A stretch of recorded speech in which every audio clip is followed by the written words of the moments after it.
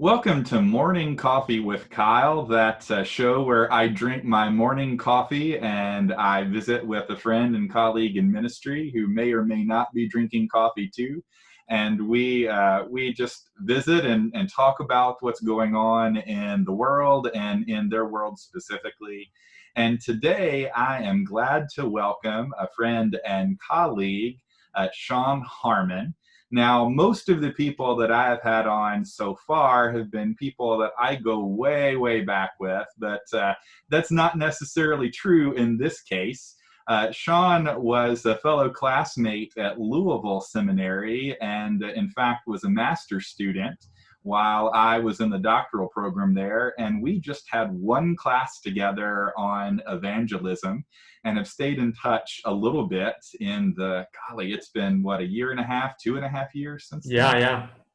But Shawn has wrapped up his time in seminary there at Louisville and has some new things on the horizon that we're going to talk about today related to his call to ministry, specifically the call to go across the world and serve in gospel ministry in a different context. But I'll let him tell you a little bit more about himself, where he's from and that call. And Shawn, just tell us about you. Yeah, sounds good. Well, I got the coffee. It's cold coffee because it's a warm one here today in Louisville. But that's fair.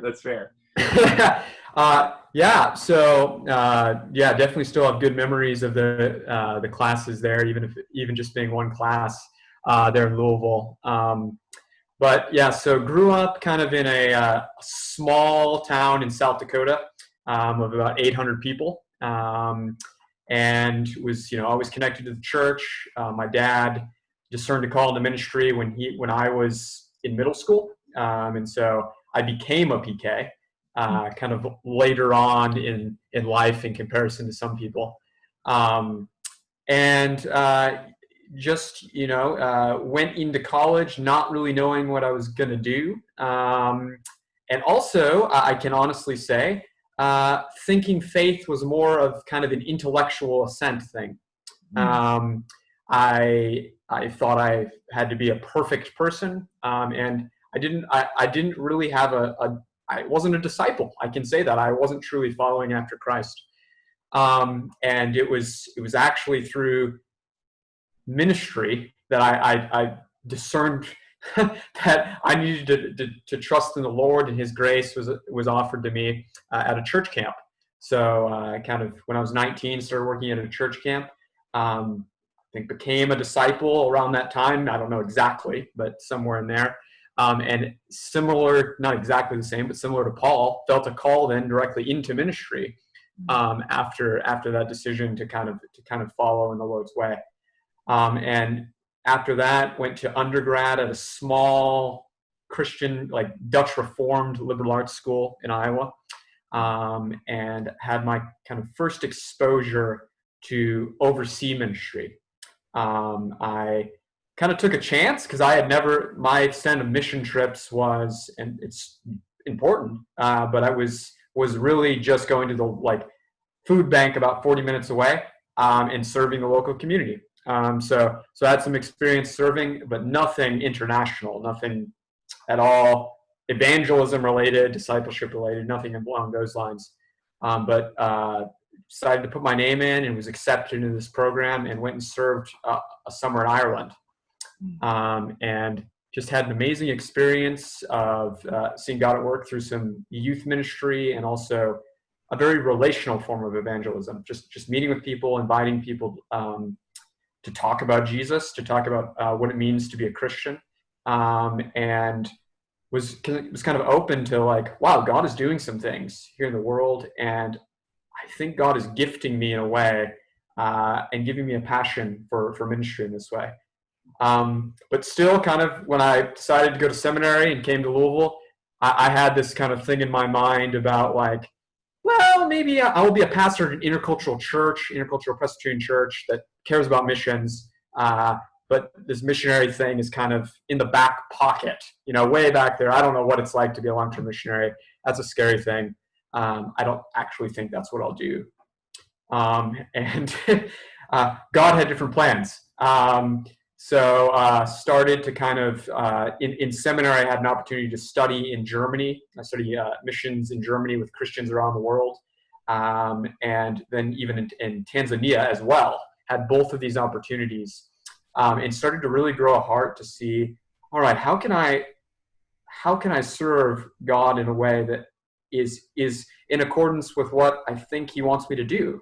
And it very much was tied to partnering with Christians from around the world to spread the gospel, and to see empowerment in communities where they're at, and really to do that in a place where it might be challenging too.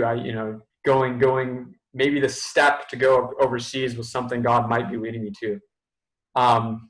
So I kind of had that possibility in mind, and going into my senior year, I had sent in an application to do this internship in New York City at a Presbyterian church, where Cliff Kirkpatrick, our professor in that class, had said, yeah, this would be a good opportunity for you. You'll get a chance to kind of get one foot in missions and one foot in church, and maybe see what's up after that. So I was going to go for 3 months, and they were going to send me over to Zambia in Africa to teach at a seminary for a year.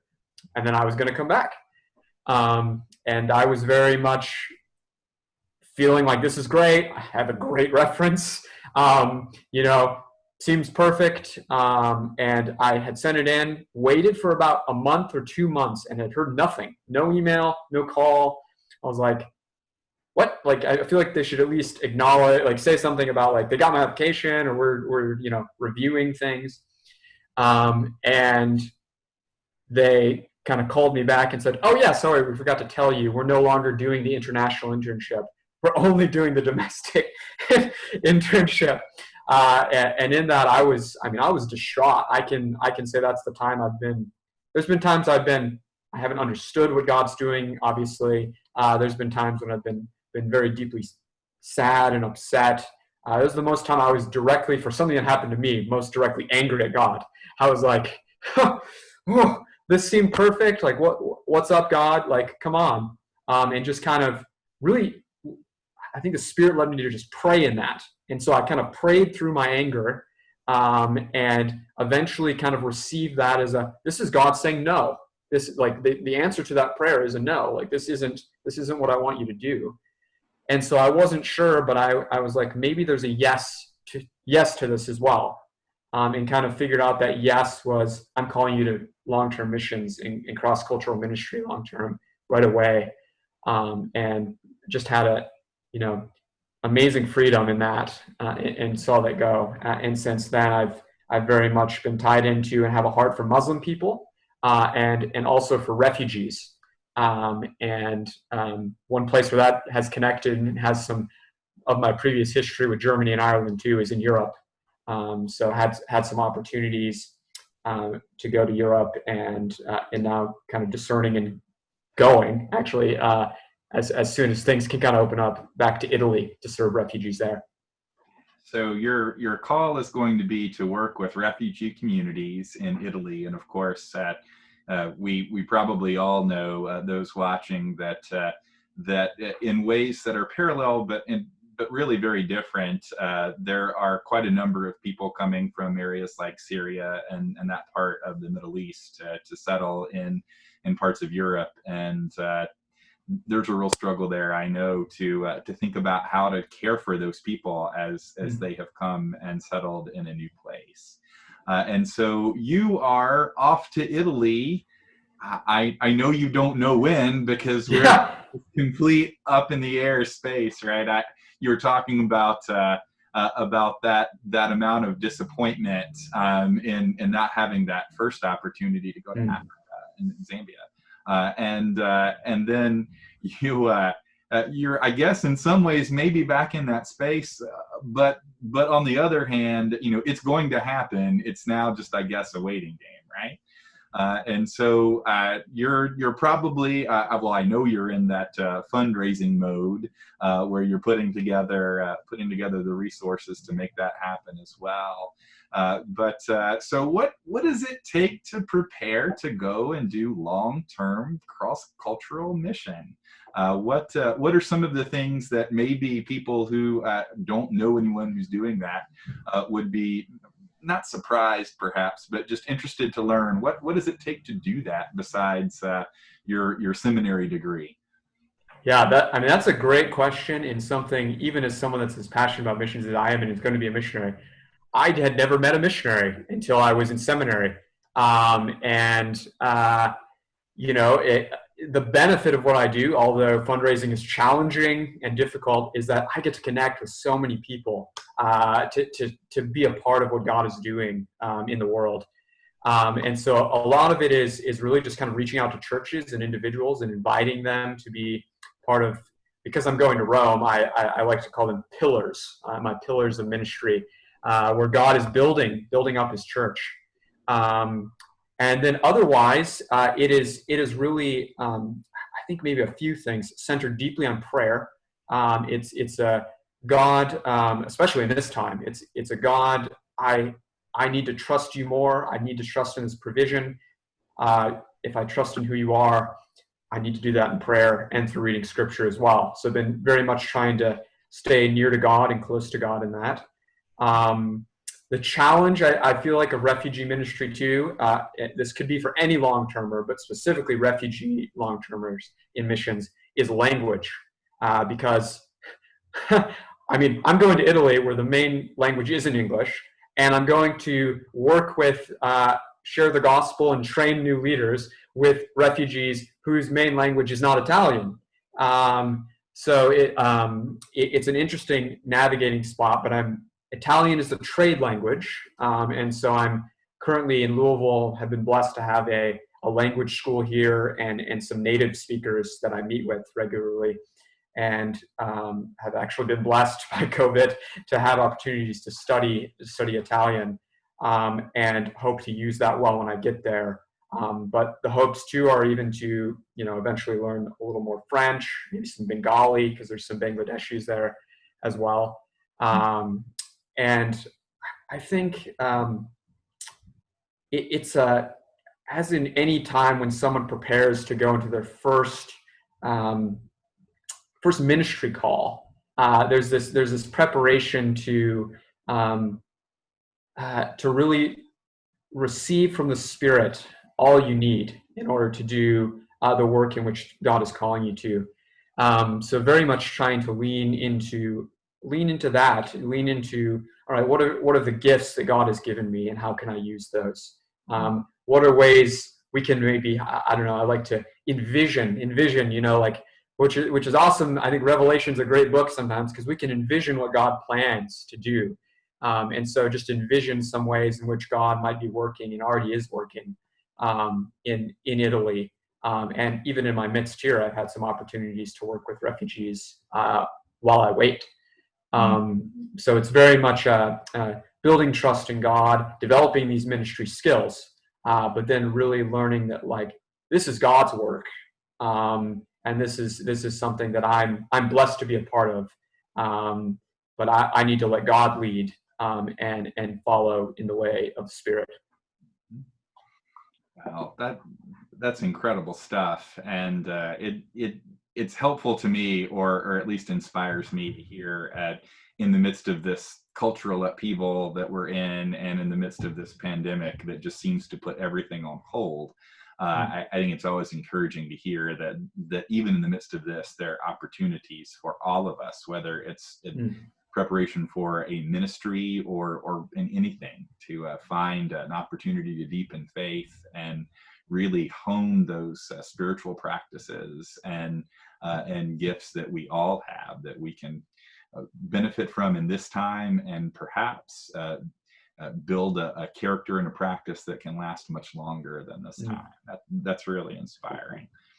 So when we were together, you mentioned Cliff Kirkpatrick, who is a professor at Louisville Seminary, and before that had been the stated clerk for the PCUSA and also for the World Council of Churches, and has this extraordinary breadth of knowledge about world mission and about cross-cultural work, and was a real pleasure to study with. He was my first reader for my doctoral project, and was really glad to be able to take that class with him and with you.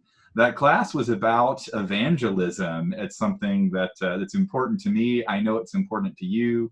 I did a lot of work in that in my project. That really was in part what my DMin project was about. But evangelism in our perhaps mainline culture in the Presbyterian Church, in this day and age, has sort of gotten a bad rap in a lot of ways. That's one of the things that we talked about quite a bit in that class. But as someone who's going to do cross-cultural work, yes, but in some ways the work of evangelism, forgive the very seminary-sounding question, but hey, you've just been a seminary student. What is your philosophy of evangelism, or even just more generally, what on earth is that, Shawn? What is evangelism in 2020? How is it perhaps different than it's been before, and what does it mean to exercise that as a Christian practice, and in this particular time in your ministry? Yeah. Well, Kyle, I still remember even hearing you talk about your DMin, and was so encouraged to hear the story of faith sharing within the context of a church, because I think, yeah, evangelism in Presbyterian circles isn't always emphasized, even though we have this long history of going to the nations and receiving from the nations people that are doing God's work in the world and sharing the good news about Jesus. And it's a challenging question. What is evangelism, and how do we do it? I think first I think of a story, and it was actually when I was in Germany, and I'm there with Reformed Christians from everywhere, every continent except Antarctica, and either Bible scholars, theologians, pastors, or seminary students in this room. And this guy gets up from India, awesome Christian ethicist, and says, "Yeah, I just want to quote for you guys an awesome mission text." And he starts, and Jesus came to them and said, "All authority in heaven and earth has been given unto me. Go therefore and make believers of all nations." And just stopped there. And he just waited for us. We're there. We're like, what's he doing? And he was like, "Really? No one's going to correct me?" And we were like, "What?" And he was like, "I said believers. We don't want believers. We want disciples." And then it finishes with, teaching them everything, to observe everything I have taught you and to obey. And so I think, unfortunately, evangelism, especially in the Western context, has been disconnected from what it means to be a disciple. And both as we are disciples to evangelize, but also we somehow either equate evangelism with, let's get this person to change their mind on something, or let's scare this person, or the reason we do evangelism is so we can increase the numbers in our church, which sometimes, that's when people start evangelism. But I would much rather say, well, I think, it's funny how all the Gospels, either some begin and end, but some, all of them end with ways of sending out, of going out to do the mission. And that mission, and what the evangelism I think is most connected to, is the Greek word evangel, so the gospel, the good news, the declaration that Jesus has come to earth, has lived, has died, has rose, and has ascended as king, and has forgiven us of our sin, and has brought us into a new community that represents God in the world, and represents that there is a new heaven and new earth. And so anytime we tell that story, I think we're doing evangelism. It's mostly about Jesus and what he has done, and what we do in response to Jesus. But there are many different ways I think we can do evangelism. I actually preached last week on the story of the Gerasene demoniac, and the way evangelism happens there is Jesus says, "Go back and tell others what I have done for you." So very much this faith sharing kind of idea of like, yeah, go tell personally what Jesus has done for you, which I think is a very, people connect to stories right now, and especially an individual. It's hard to tell an individual this isn't what happened to you, especially if they have this deep sense of God has done something, because God has done something. So I think that's a great way to do evangelism, especially over here in the West. When I've worked with refugees, a lot of way we do evangelism, and I like this too, because like I said, the purpose of evangelism, especially working with Muslims, is, it's not to win an argument. I don't want to win an argument. I don't want to tell people I think they're wrong.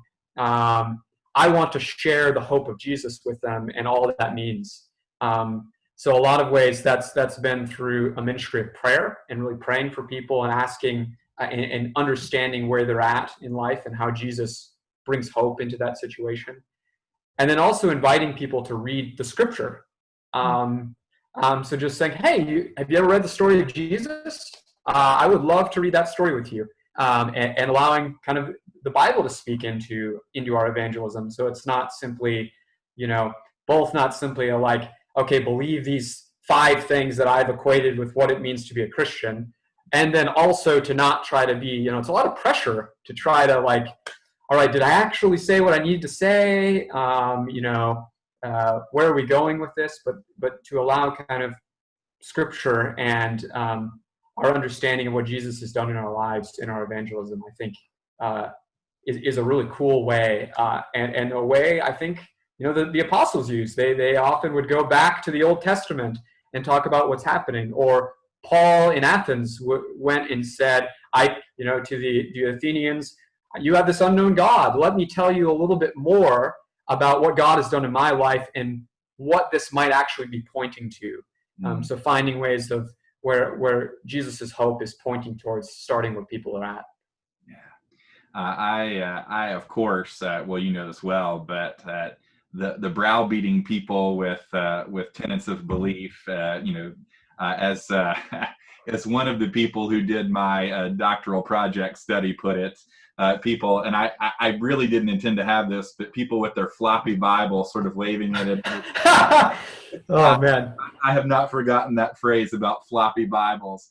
But that's not necessarily what we're talking about. And as a matter of fact, I would push to say it's not that at all. It's about having a story that's written into us, having a body of stories to tell, and sharing those in ways that are transformative in people's lives. And that's not necessarily just about letting that particular narrative become yours and only yours, but seeing how our experience resonates in those stories. And I came to understand that Jesus, more than anything else in his work as rabbi and teacher, was a storyteller. We're currently in the midst of preaching some of Jesus's parables now, and just what a story does that attract, or some 5-point statement doesn't do, is it opens our imagination. It allows us to think in broader ways than what than maybe we have before, and that's what Jesus did and what he shared. He opened people's minds. I'm afraid that what we have done, at least in recent decades, or more recent decades, maybe over the last century in the West, is worked very hard to close people's minds. That's an important point for me in thinking about evangelism, and I imagine that having as the mission field a context that is not your own, working with people who carry a very different set of stories and experiences than your experience, and seeing how those stories talk to one another and can give people hope and life. It sounds like a really rich and wonderful experience to me. I am really excited for you in that. And something else that you said that really resonated with me is before before your work in seminary, even though maybe this kind of idea was rolling around in your mind and heart, you've never met a missionary. I think that's really interesting. As I think about it, for all my talk about them, I don't necessarily know any missionaries or mission co-workers, as we call them in the Peace USA. I don't know a lot of those folks either. I do know some people who are serving in different contexts. In the life of our congregation, we have some folks who are working with Wycliffe Bible translators and going and sharing that in southern Mexico.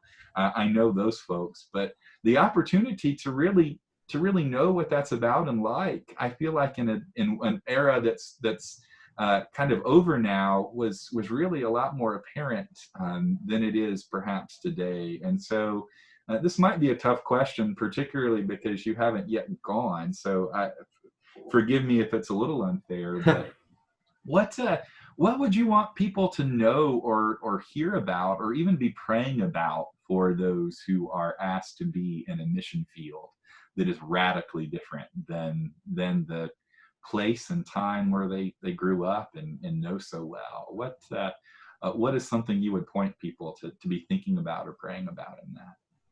Yeah, I mean, that's such a needed, I think, thing. I mean, clearly Paul understood that his churches were connected to him, and he had a deep love. I mean, he's in Ephesus in Acts and cries when he leaves, and that's always been deeply meaningful. I just like, wow, that shows the heart that they both shared for each other.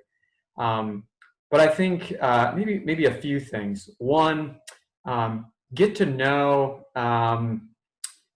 like I said, missionaries personally, but get to know who they're serving, what's going on in their lives. Follow their updates and really be praying. And I mean, that probably means then you're not going to be able to cast your net wide to every mission thing that's going on in the world, because there's so many.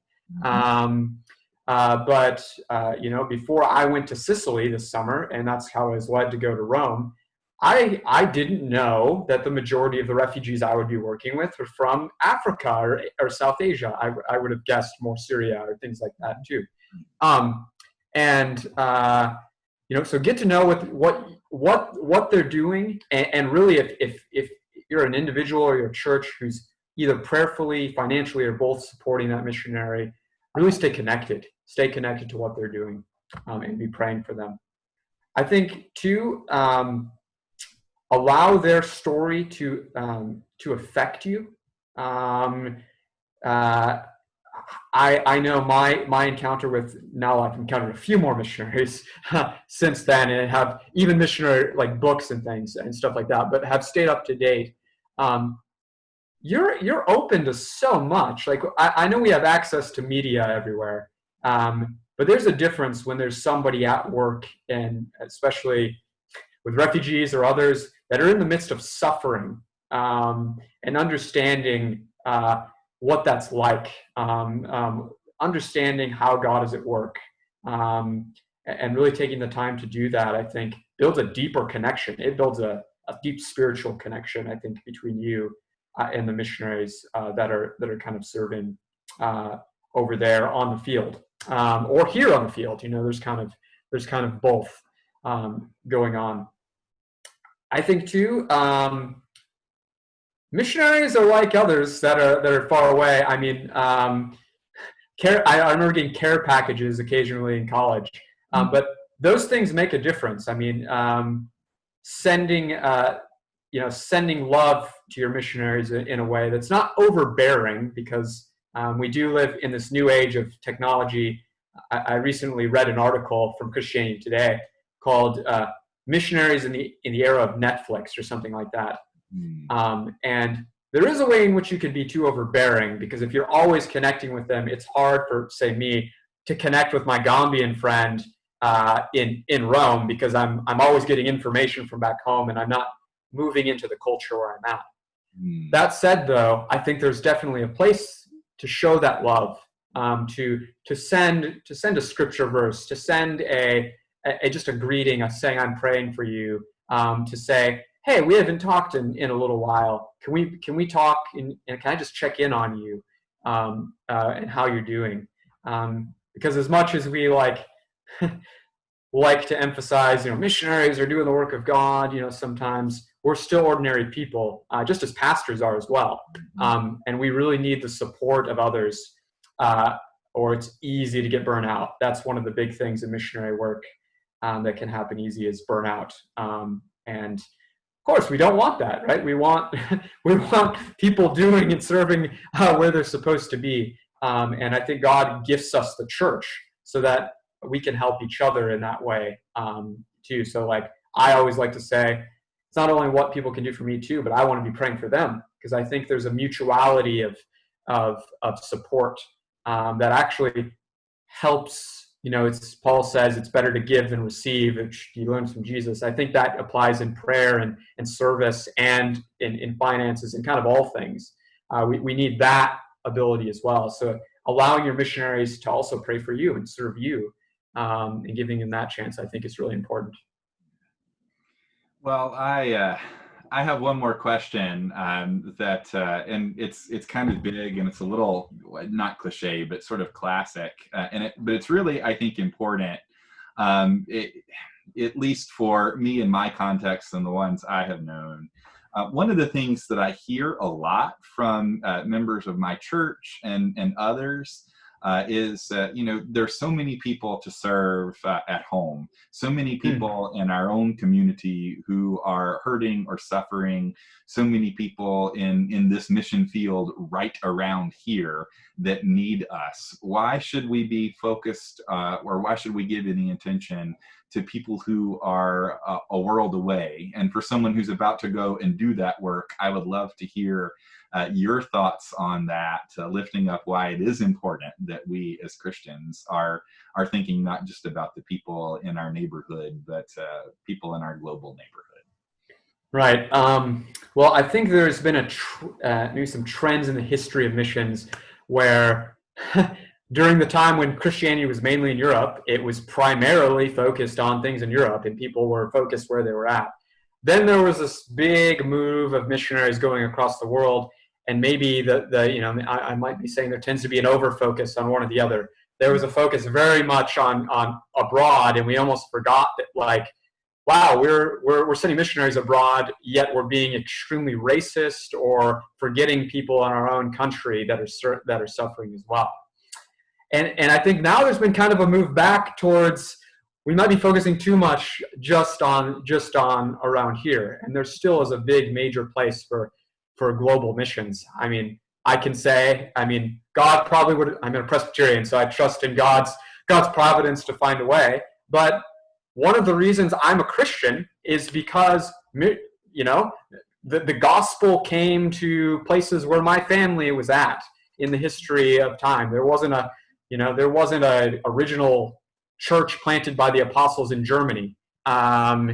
And it's because of that I am now a follower of Jesus in some way.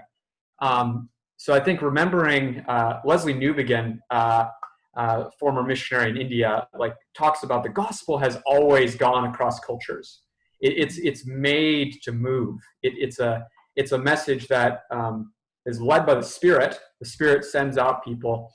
And that can both be in your local community, and I think everyone is sent in a sense. But there's always been those God has called to serve across to different places, and to really go and be in the culture of others, to spread the message of Jesus. And so much hope has been happening, and I've been encouraged to see that global missions now is also not just the West to the rest, but it's everyone to everyone.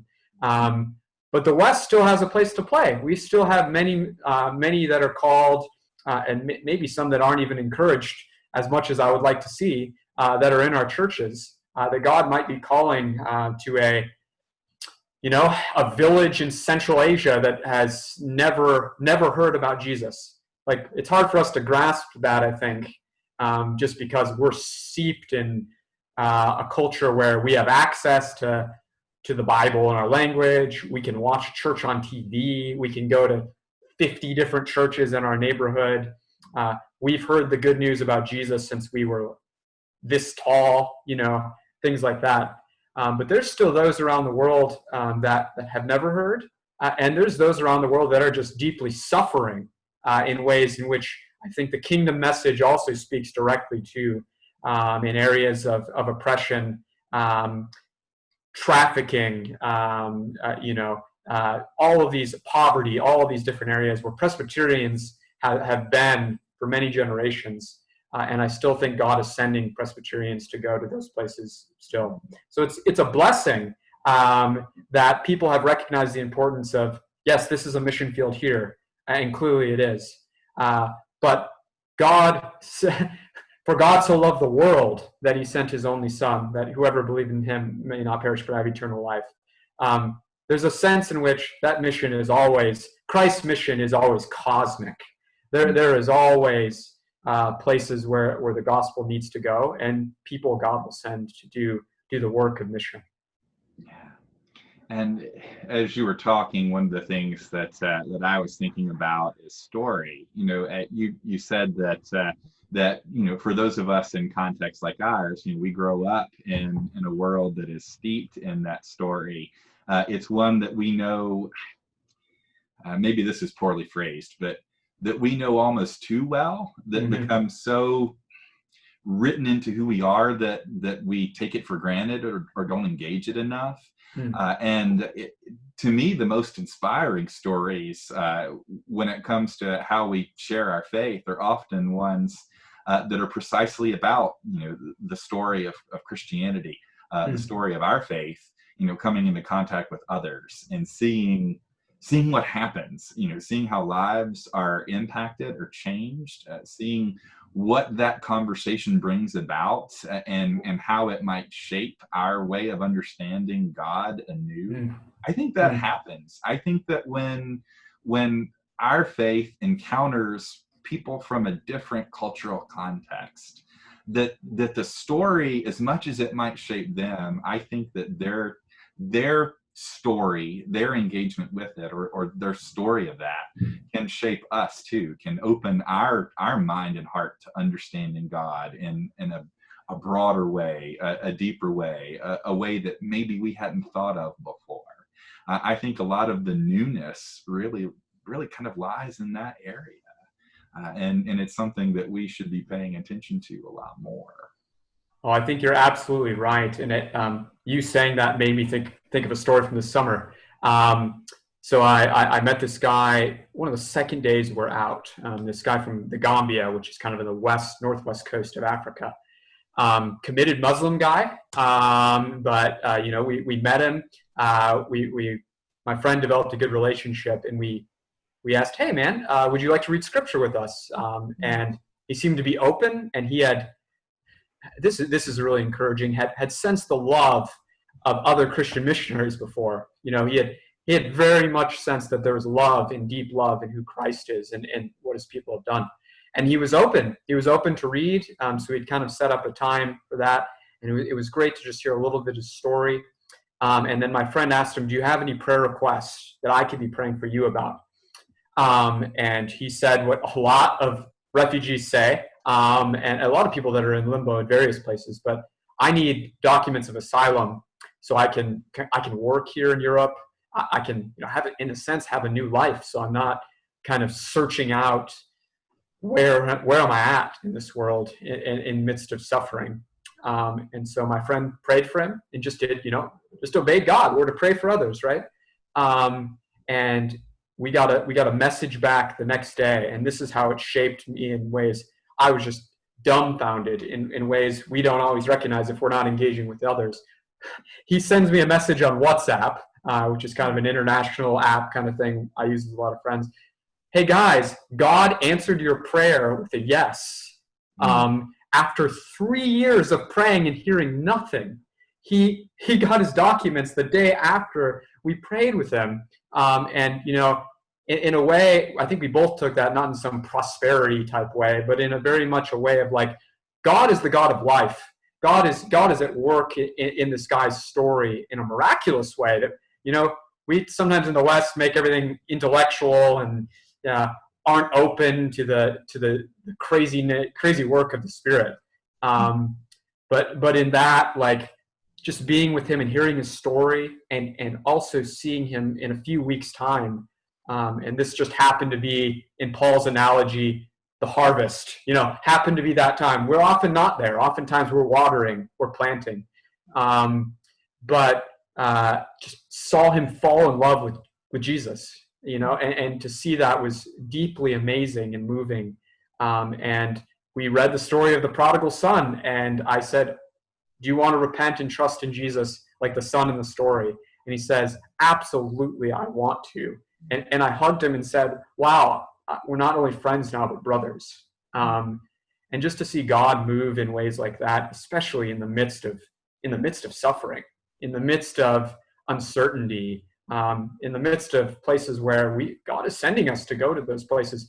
Even speaking of local communities, though, in the local communities, there's many people who need that hope, and being able to encounter how God moves between our stories, like you were talking about. I think it's just a beautiful vision of how evangelism can work in the way God intends it to. Right.